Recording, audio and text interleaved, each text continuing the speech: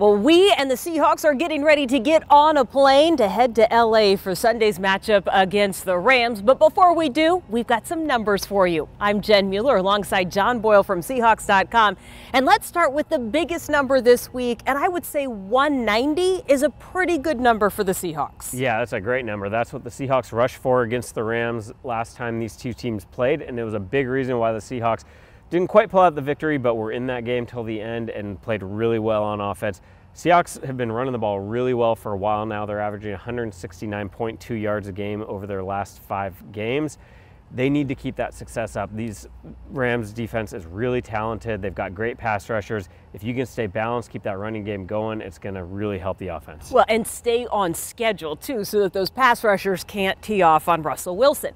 The second number we're watching, I think, is equally as important, but it goes towards the Rams, and that's Todd Gurley and his 12 consecutive games with a touchdown. Yeah, very impressive streak. Todd Gurley has been one of the best players in the NFL really the last couple years. Huge part of their offense, running the ball in the receiving game. Seahawks actually did a pretty good job against him in terms of the running game last time around. Held him to 77 yards on 22 carries, which was his second lowest yard per carry average of the season.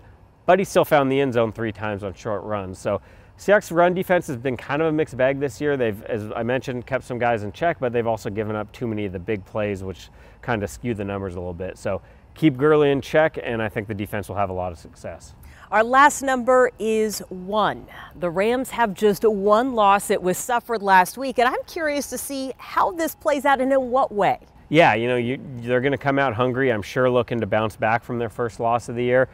They have one loss because they are very talented all over the field, one of the best teams in the NFL. We know all about that offense, what Sean McVay is doing there. Jared Goff is having a huge game or a huge season. We already mentioned Todd Gurley. On defense, they have some playmakers. Aaron Donald's got 10 sacks in his last 6 games. So across the board, this is a very talented team. As Pete Carroll said earlier in the week, there's not a lot of margin for error. The Seahawks need to play a really clean, good game in all phases to really have a shot. Yeah, it's the same thing that's been echoed inside the locker room all week long. John's got you covered with everything you need to know on Seahawks.com. Make sure that you listen to the game on the Seahawks Radio Network.